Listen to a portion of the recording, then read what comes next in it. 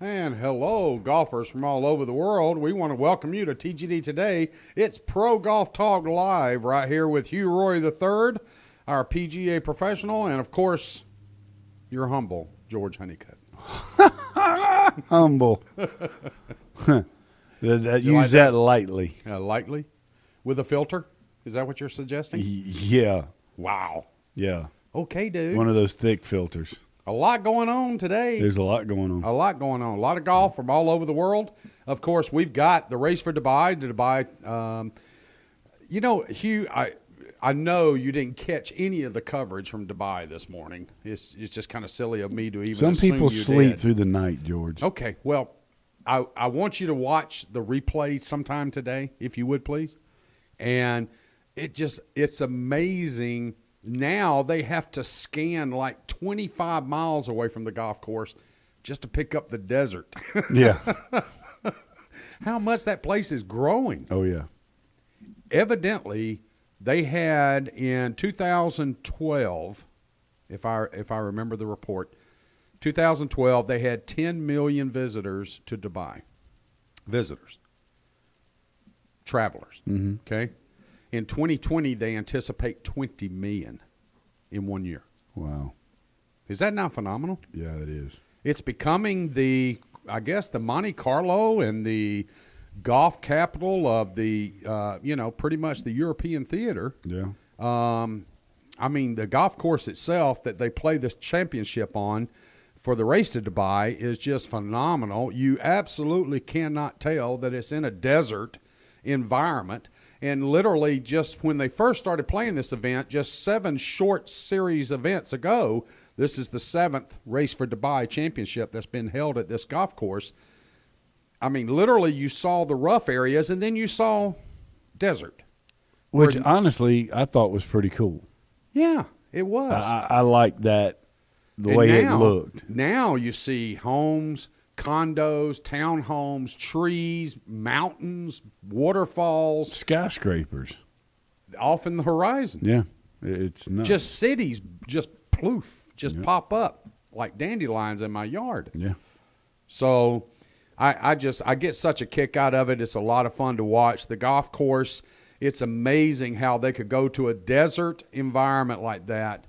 And, of course, money will buy anything. And to build the golf course that they built, that they host this event on, you've got elevation changes as much as 40, 50, 60 feet.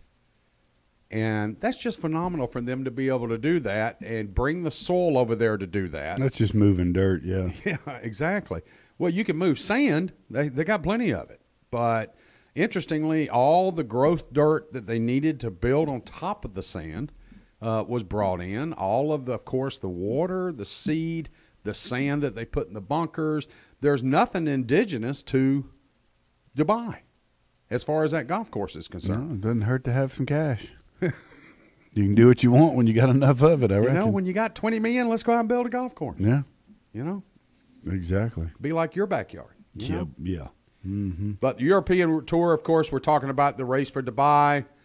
They are in the final series. This is the event. This is the day of the call to reckoning for the European Tour.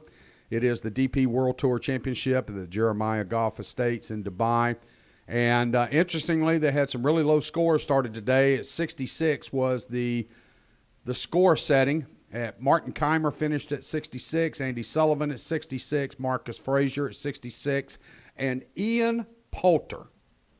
Would you have put any money on Ian shooting 66 day one?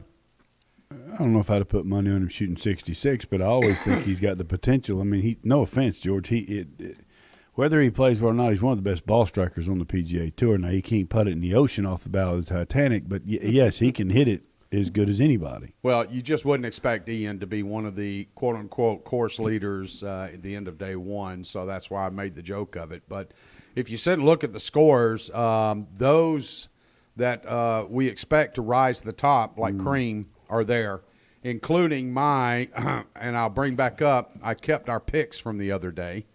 I had Justin Rose. I took him. And let's see where Justin finished. He should be at 2 or 3 under par for the first day. Yes. He bogeys the final hole to shoot 1 under. So Justin is at 1 under par. I had Roy McIlroy. McIlroy shot 4 under for the day, a 68. And frankly, Hugh, he couldn't find a fairway. He hit 6 of 14 fairways today. So the boy couldn't find a fairway. And then my dark horse, I took one Mr. Young, Matthew Fitzpatrick. Mm-hmm. And Mr. Fitzpatrick goes out and shoots a smooth little 68, 4 under par. So impressive. he's 2 shots behind the lead. That's impressive. Very good. Yep. The young man can play golf. There's no question. So you chose Mr. Brandon Grace. Brandon has a great day. He shoots 4 under 68. And then you had Louis Oosthuizen. And Louis didn't exactly have a great day, although he had a phenomenal day on the golf course because of who he was playing with. But they had a lot of fun together. But Louis ends up having a little rough of a day. But he ends up at 1 over par. And then you had, as your dark horse, Victor Dubuisson. And let's see, where did Dubuisson finish, Hugh? Do you know? I'm scanning. Even par. He's still in the hunt. Only 6 shots back. He's in the ball game. He's on the ball game. I mean, look at what Oosthuizen did at the Open. Oh, that's true. Last day. He came out of oblivion. Now, you don't win it on the first day, but you can lose it on the first day. That's My right. boys are still in the game, so we're not going to panic all your yet. picks. Yeah, all your picks are in the game. No doubt about it. So, again, Brandon, great day. He's right there with McIlroy. Rose had a somewhat decent day.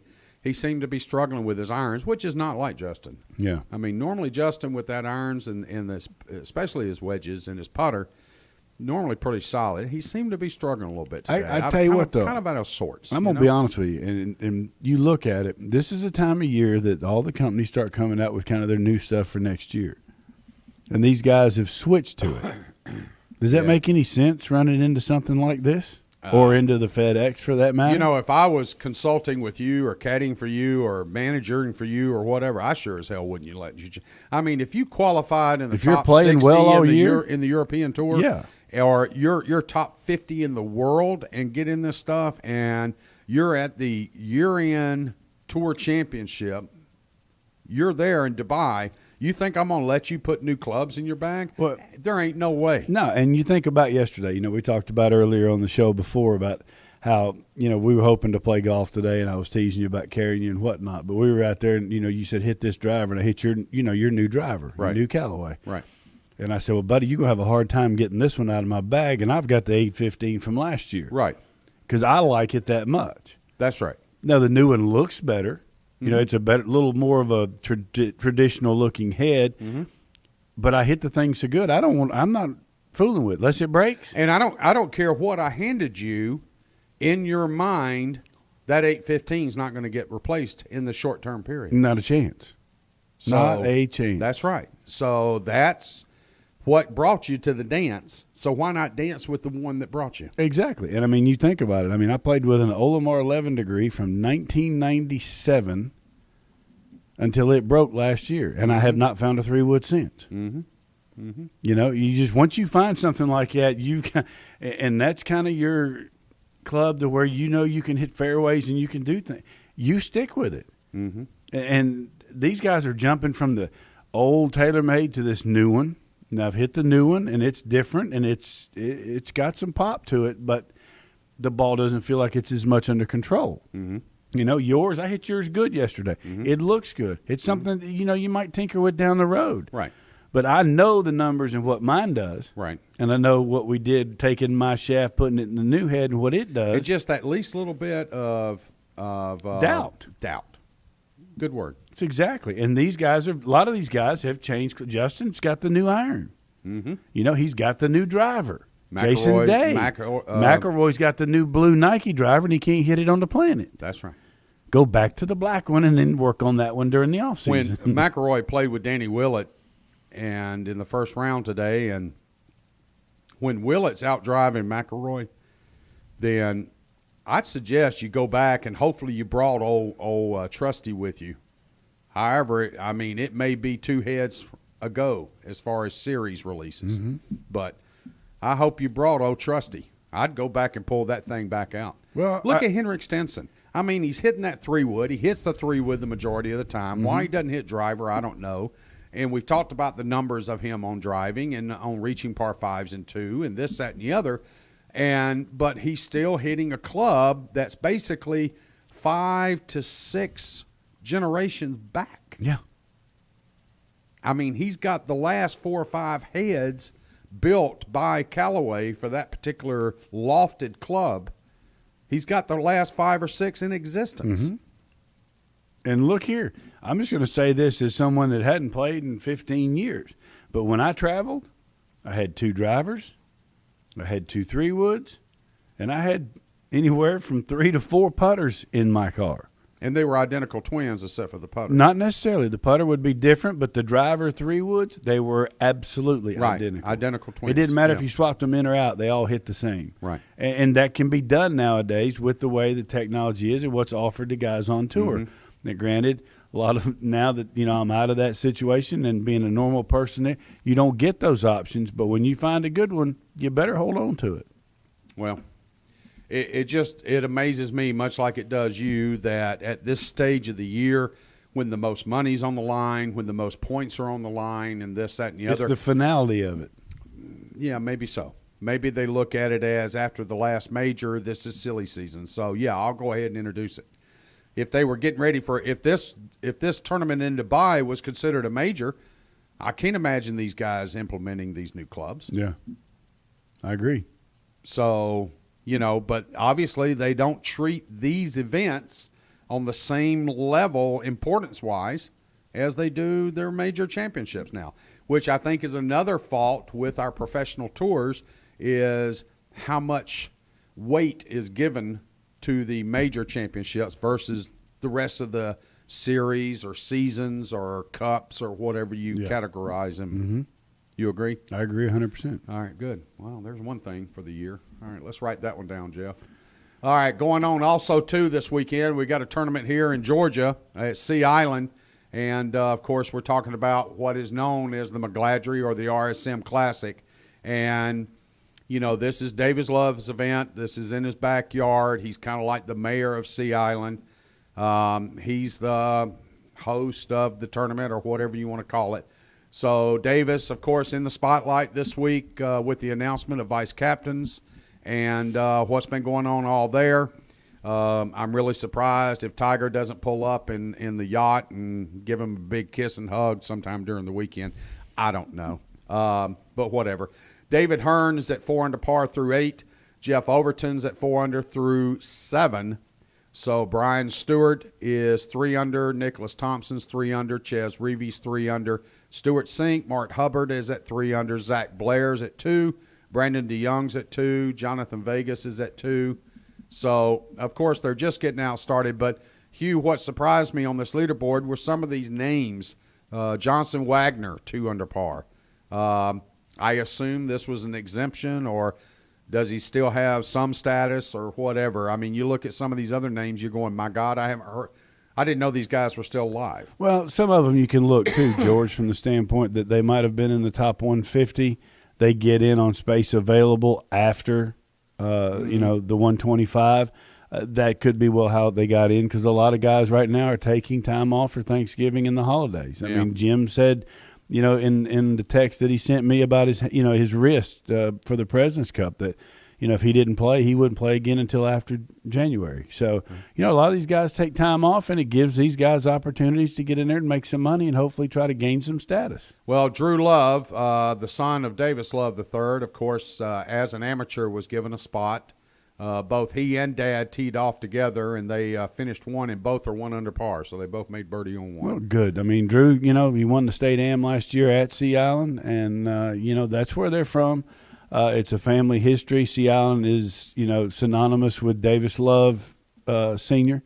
or Jr., and, Mr. Love's the one that built that whole golf academy down there that Todd Anderson's able to enjoy and prosper from now. He and Mike Taylor, who's down there, and then your putting guy. I can't think of his. I'm losing a blank, but that's one of the greatest facilities on the East Coast. That golf course is phenomenal with the way they went in and redid it several years ago, and the practice facility.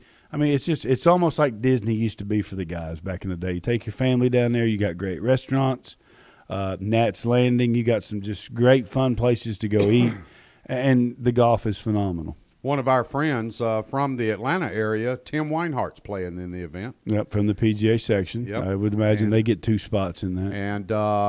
And congratulations goes out to Clark Spradlin, who just won a Georgia State event Won the senior. last week. Yep. At Chateau Alon. So Spiffy went and played well. You know, Clark's always been a good player. And, you know, to go out and to play like this, poor guy's got triplets with girls that are in college. Oh, gosh, help him. They just started college. Yep. Yeah, They are actually, the triplets are they're either a month or 2 behind Tara, my daughter. Okay. So we were very close as far as playing together, and we spent a lot of time together when the girls were born.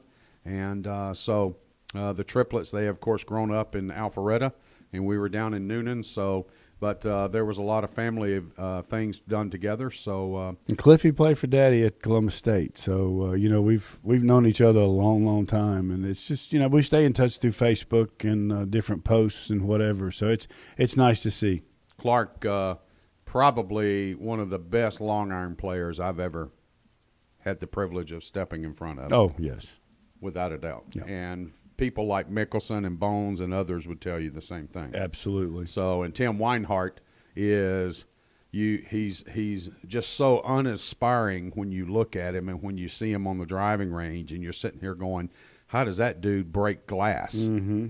And then you go out on the golf course with him, and he'll put a 64 on your high, and he's so fast you'll never know what. Like Craig Stevens, but I mean, the beauty of what they do is they teach, and then they get to play golf a lot, and that's as long as you can play golf and stay sharp, you've got something. I'll tell you, those Clark, Tim Weinhardt, and Stephen Kepler, those 3 in the Atlanta area, in the Atlanta section, that was some strong golf right there. Mm-hmm. Then you got Michael Standard and some of the others that also are there.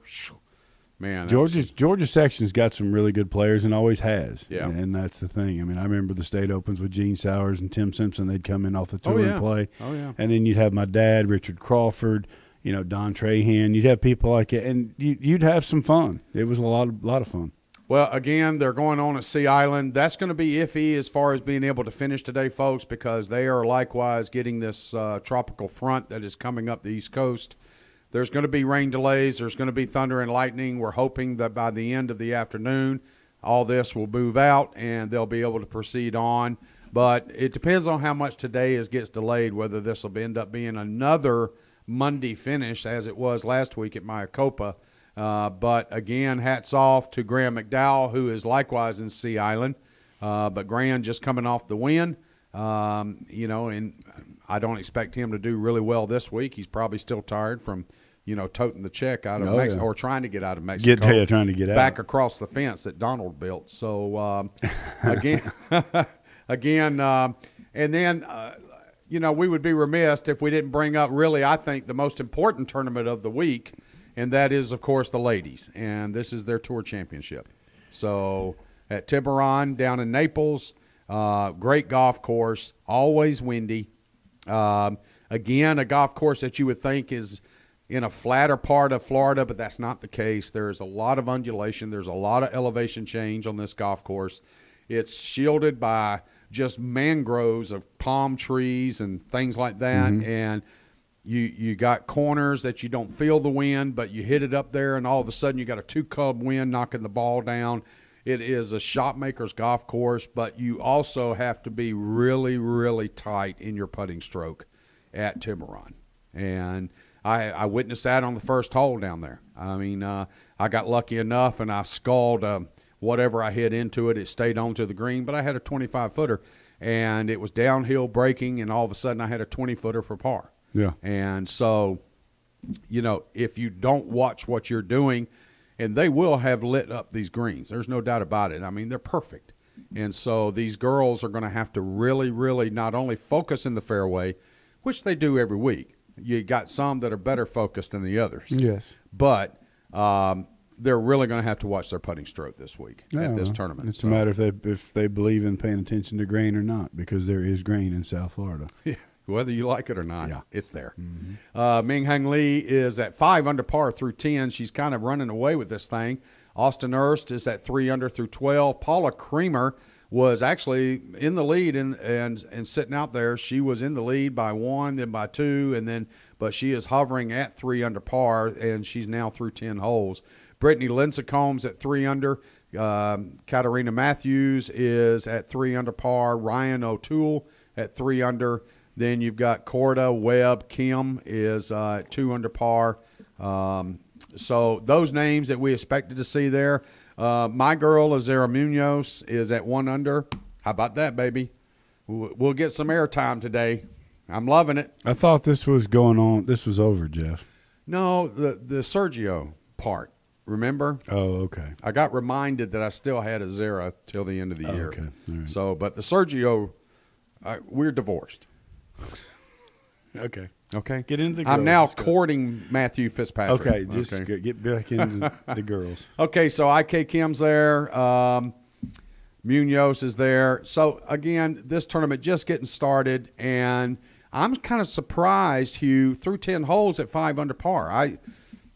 Obviously, it being the morning, the wind's going to be down a little bit, but then as they get around, South Florida, it gets around noon to 1 o'clock, then those trades are going to start rolling in. They very well could, and then again, it could just stay calm all day. And then tomorrow they could wake up at 7 o'clock in the morning and it could be howling. Well, in Naples, being on the West Coast, you're coming off the Gulf and not off the ocean. Yes. And so, and then all of our weather patterns, all of our storms right now during this time of the year here in the U.S.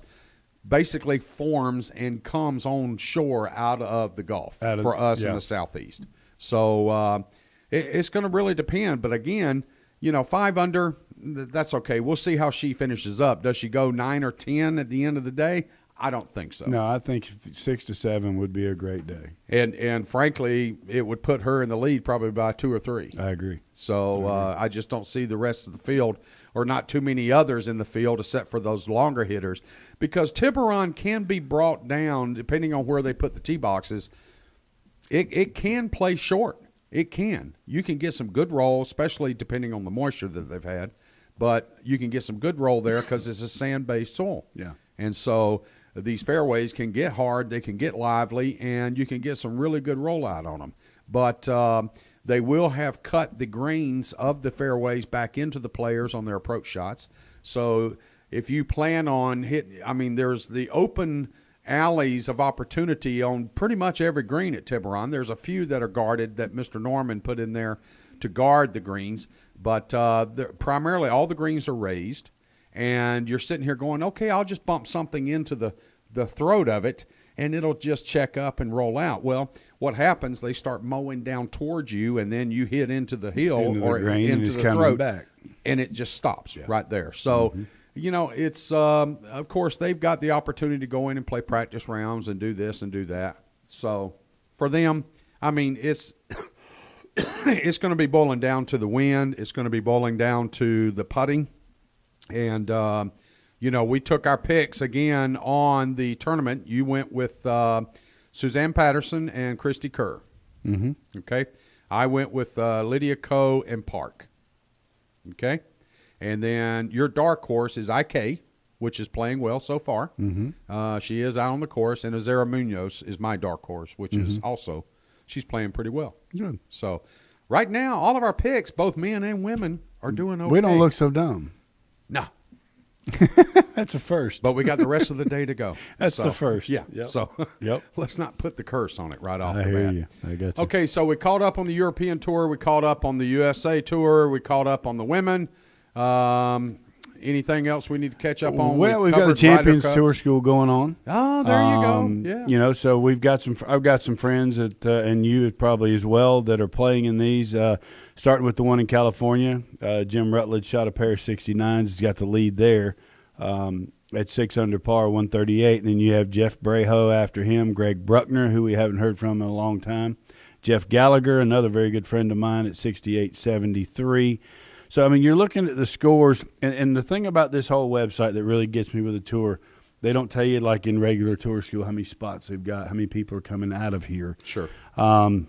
I'm figuring somewhere in the 12 to 15 range coming out of here. So you're looking at, you've got people like Joe Ozaki, Stan Utley. Stan Utley's at 1 under. Joe Ozaki, 70-75. He's at 1 over. David Sutherland, who played the tour as well. Pat Burke, Jeff Lemaster, Marion Dantzler from here in Orangeburg. Now, this is Q School Champions Tour. This is out in California, and one site. There's California, Texas, and Florida. There's 3 places.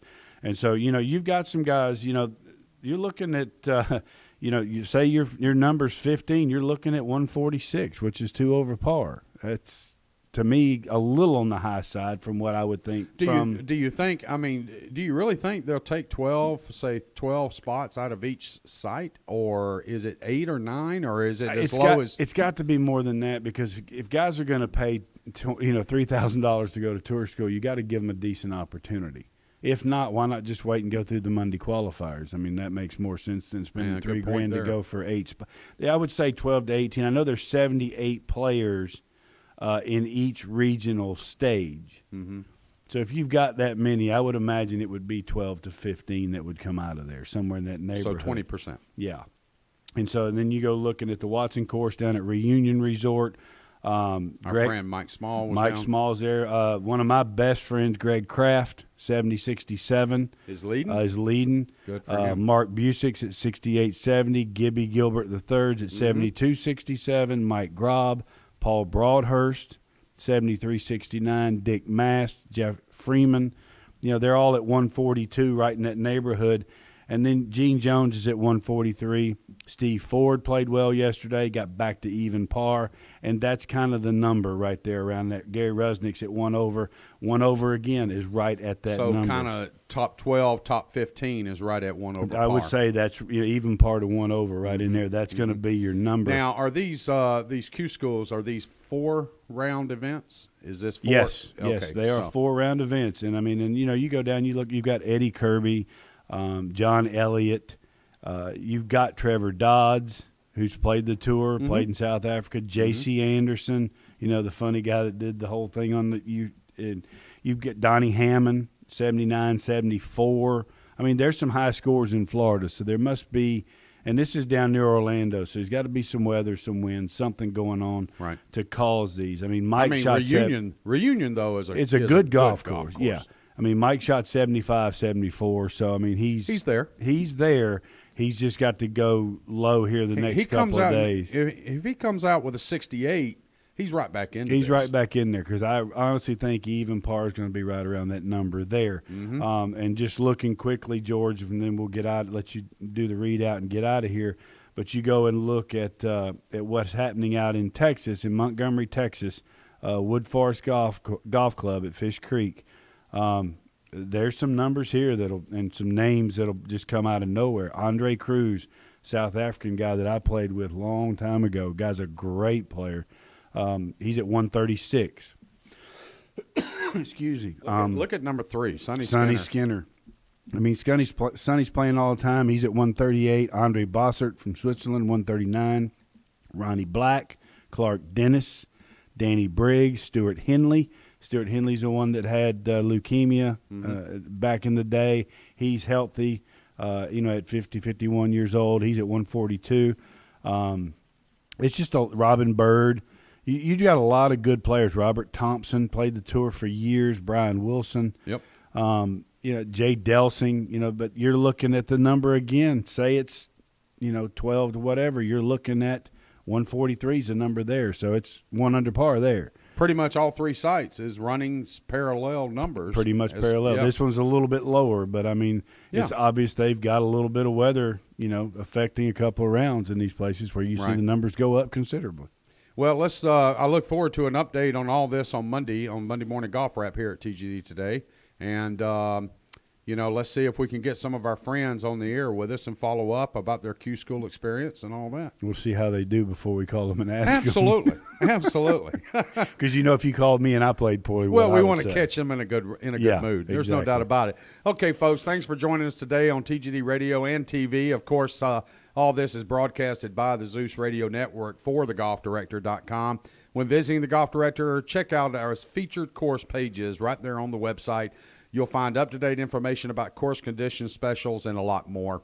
Hey, if you need help with your next golfing vacation, you can call us right here. Just call Dave. You can give us a call at 844-GO-GOLF-1, 844-464-6531. All of our programming spit it out. Yeah, is archived for listening and viewing on demand. To catch up on any show you may have missed, you can click on the TGD Radio or the TGD TV tabs in the menu screen at thegolfdirector.com. We're now available on over 1 billion devices at iTunes, Audio Realm, TuneIn, YouTube, Ustream, Roku, Periscope, Catch.me, Blueberry, and, of course, the Myrtle Beach Golf app. Hugh Roy III, I'm George Honeycutt, Jeff Behind the Glass. Thank all of you for joining us today on Pro Golf Talk Live here on TGD Radio and TV. Don't go anywhere. There's a lot more golf news and information coming up next.